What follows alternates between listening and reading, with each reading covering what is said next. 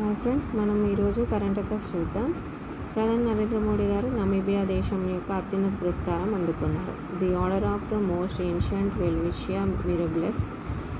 Next current affair వచ్చేసి యూరోజోన్లోకి బల్గేరియా 21వ దేశంగా చేరింది. ఇది 2026 జనవరి 1 నుండి అమల్లోకి వస్తుంది. యూరోపియన్ యూనియన్లోనేమో 27 దేశాలు ఉన్నాయి.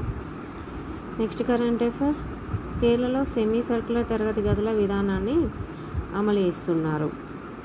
ఇక్కడ ఇంకొకటి, కేరళలో షిప్ ఆయిల్ స్పిల్ కేసు ఒకటి నమోదు చేశారండి. The admiralty jurisdiction and settlement of maritime claims act 2017 ప్రకారం లైబీరియా నౌక ఇక్కడ మునిగిపోయింది కేరళ తీరంలో. అయితే 9,531 కోట్ల నష్టపరిహారాన్ని అందించాలని కేరళ ప్రభుత్వం ఇక్కడ కేసు వేసింది.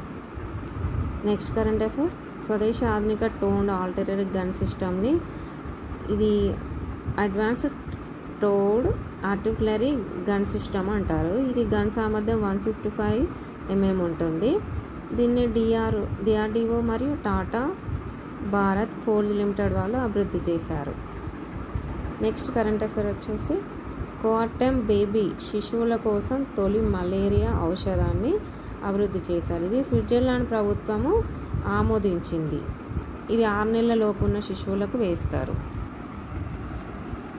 Next current affair, Bharat Brazil మధ్య $20 బిలియన్ వాణిజ్యం చేపట్టాలి, 2030 నాటికి మన లక్ష్యం చేరాలని ఒప్పందం చేసుకున్నాయి. ఇది agriculture, food processing, digital public infrastructure, space technology, ఈ వీటిలలో అభివృద్ధి జరగాలని లక్ష్యంగా పెట్టుకున్నారు.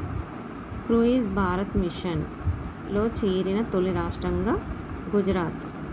ఇది కేంద్ర పోర్టులు, షిప్పింగ్ మరియు జలమార్గాల మంత్రిత్వ శాఖ ఆధ్వర్యంలో ఇది చేపట్టారు. ఎకనామిస్ట్ ఇంటెలిజెన్స్ యూనిట్, ఇది లండన్లో దీని ప్రధాన కార్యాలయం ఉంటుంది.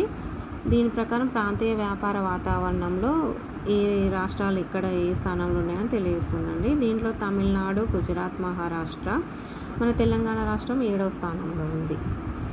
Okay friends, thank you friends.